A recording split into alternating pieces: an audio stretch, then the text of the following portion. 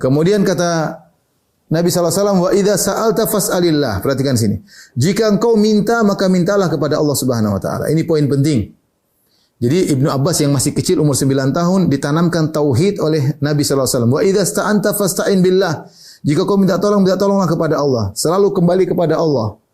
Bukannya kita enggak boleh kerja sama, bukannya kita enggak boleh minta tolong sama orang, boleh. Tapi yang paling utama minta kepada Allah. Biasakan diri kita minta kepada Allah dan biasakan diri kita tidak minta kepada selain Allah Subhanahu wa taala. Biasakan diri kita tidak minta kepada selain Allah. Karena dulu sebagian sahabat mereka membaiat Nabi SAW. Di antara isi bait mereka, Allah tas'aluna nasa syai'an. Jangan kalian minta kepada manusia apapun. Tidak boleh minta. Jangan sedikit-sedikit minta. Jangan. Usahakan kerja sendiri. Jangan minta sama orang. Ya beda kalau anak buah kita gaji. Kenapa?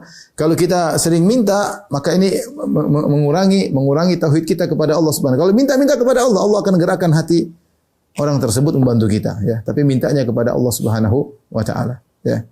Makanya Ibnu Taimiyah rahimahullah punya perkataan yang indah, dia mengatakan ihtaj ila man syi'ta takun asirahu wastaghni amman syi'ta takun nadhirahu wa ahsin ila man syi'ta takun amirahu. Kata Ibnu Taimiyah rahimahullah 3 perkataan.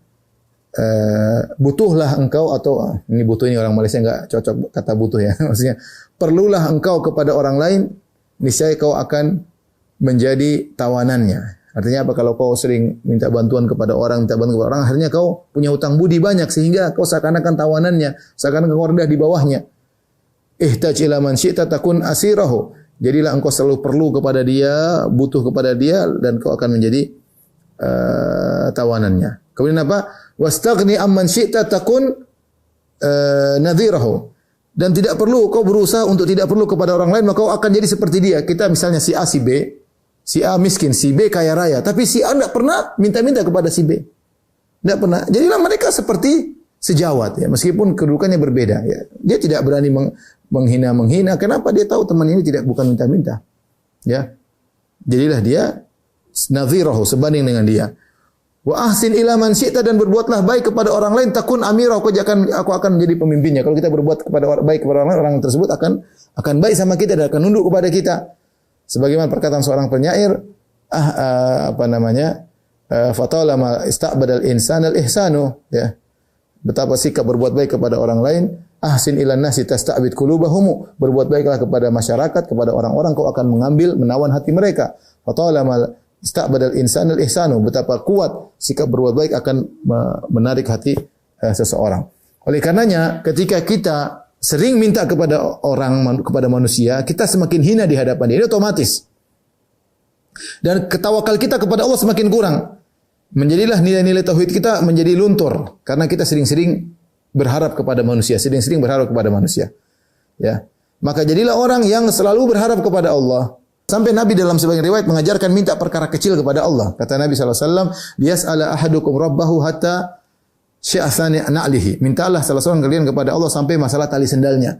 Kalau tali sendalnya rusak, minta sama Allah. Jangan minta sama orang. Ya. Kita boleh berusaha setelah itu ke bengkel atau apa, kita bayar. Tapi kita berdoa kepada Allah, ya Allah perbaikilah tali sendalku. Misalnya, ya Allah perbaikilah motorku lah, ya Allah perbaikilah apa kayak, ya. Tapi kita minta kepada Allah Subhanahu wa ta'ala. Ya. Lihatlah bagaimana Nabi Musa alaihissalam. Nabi Musa, kalau kita baca kisahnya, ketika dia kabur lari dari kejaran Fir'aun dan bala tentaranya, waktu dia masih belum mendakwai Fir'aun, dia habis bunuh orang. Kemudian fakharaja minha khaifan yataraqqab. Dia keluar dari kota Mesir dalam kondisi ketakutan. Kemudian dia lari tidak, karena tiba-tiba dia lari, ada orang mengatakan, "Fakhruj inni laka minan nasihin, innal mala'at tamirunaka bika liyaqtuluk." Kata seorang, wajah min aqsal madinati rajulun yas'a, ada seorang datang, wahai Musa, sungguhnya prajurit atau pasukannya Firaun sedang berkumpul ingin bunuh engkau. Pergilah engkau. Maka Musa kabur tanpa persiapan, tidak bawa kendaraan, tidak bawa makanan, tidak bawa bekal, sehingga dia pergi meninggalkan Mesir sampai ke negeri Madian dengan penuh kelaparan. Sampai disebutkan dia makan daun-daun hijau sampai tubuhnya warna kehijau-hijauan, ya, karena saking banyak benda-benda hijau yang dia makan. Sampai akhirnya tiba di negeri Madian. Di Madian Allah ciptakan cerita dalam surat Al-Qasas di mana dia bantu 2 orang wanita, ya. Dia ambilkan air untuk 2 orang wanita, kemudian 2 orang wanita tersebut pulang. Tsumma tawalla ila dhil, dia lapar. Kemudian dia pergi bersandar berbaring di bawah sebuah naungan pohon. Rabbi inni lima anzalta ilayya min khairin faqir. Kemudian dia berdoa, dia lapar. Ya Allah, aku ini butuh kebaikan darimu ya Allah. Kata para ulama, dia lapar, dia minta makan. Akhirnya Allah kabulkan. Dua wanita yang ditolong tersebut, salah satunya datang, dia mengatakan, Inna abi yad'uka liyajziyaka ajra ma saqaita lana. Ayahku mengundangmu ke rumah karena ingin beri upah karena engkau telah membantu kami berdua waktu ngambilin air. Akhirnya Nabi Musa dapat makan. Tapi maksud saya, seorang biasakan diri untuk hatinya selalu kepada Allah Subhanahu wa taala. Kita kalau berharap kepada manusia selalu kecewa, ya, sering kecewanya. Maka berharaplah kepada Allah, setelah itu kita berikhtiar. Tapi hati ini hendaknya senantiasa meminta kepada Allah. Semakin Anda tidak minta kepada orang, semakin tawakal Anda semakin tinggi, tauhid Anda semakin tinggi. Jangan sedikit-sedikit, minta ke ini, minta tolong ke ini, ke traktir dong. Jangan biasakan demikian. Biasakan kita enggak minta kecuali hanya kepada Allah Subhanahu wa taala. Ini memperkuat tauhid seseorang. Bahkan sebagian ulama tidak menganjurkan seorang minta-minta doa kepada orang lain. Kalau Nabi iya, Nabi spesial. Orang datang kepada Nabi, Nabi berdoa dikabulkan ya. Ya. Seperti itu ya. Tapi selain Nabi, bukan kebiasaan para salaf dahulu. Sedikit-sedikit, doain aku ya, doain gua. Enggak. Ya.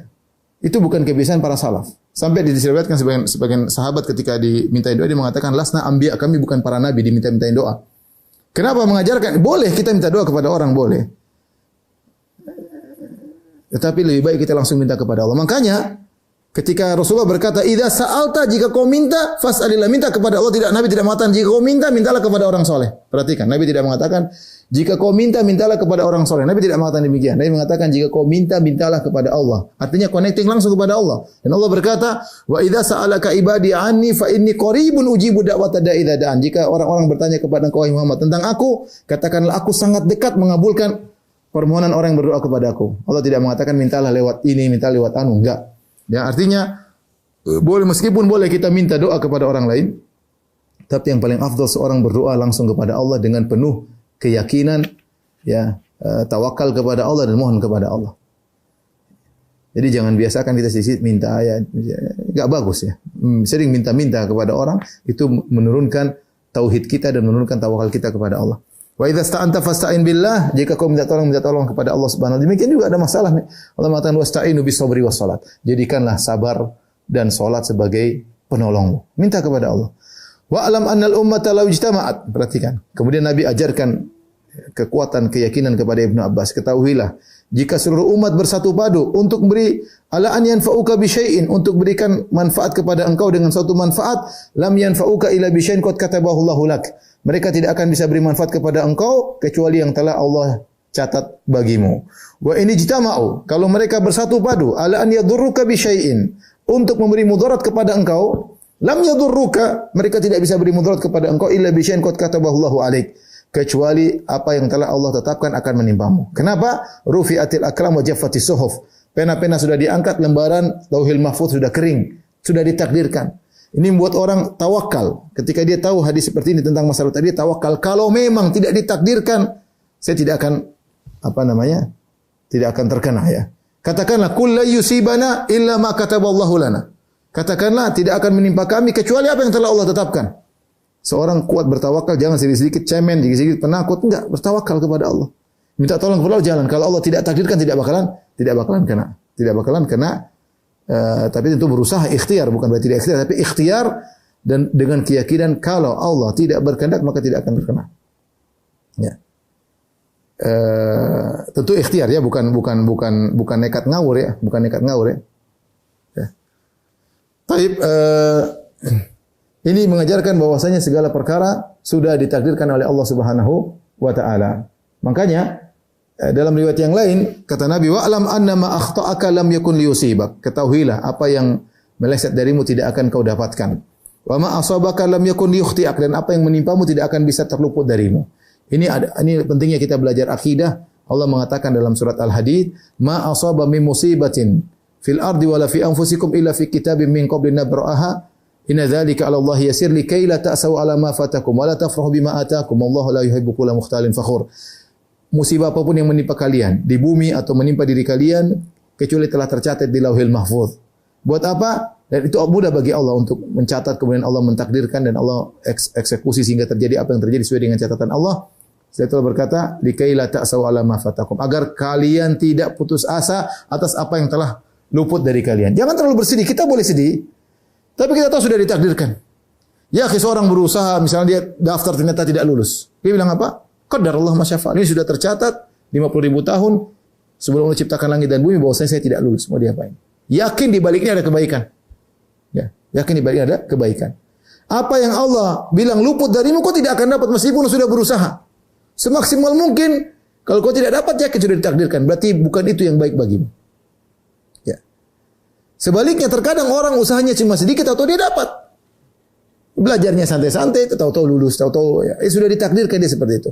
Maka kalau Anda berhasil mendapatkan sesuatu, maka jangan sombong, ya. Kalau Anda terluput dari sesuatu, jangan terlalu bersedih. Semuanya sudah ditakdirkan. Ya, semua sudah ditakdirkan. Seorang hanya ikhtiar dan dia tidak tahu takdirnya apa. Maka lakukanlah, ikhtiarlah, akan tersingkap bagimu apa takdirmu. Ya. Kalau kita sudah berusaha ternyata tidak berhasil, ya sudah, berarti takdirnya seperti itu. Kalau kita berusaha ternyata berhasil, ya takdirnya seperti itu. Dan semuanya kita kembalikan kepada Allah Subhanahu wa taala.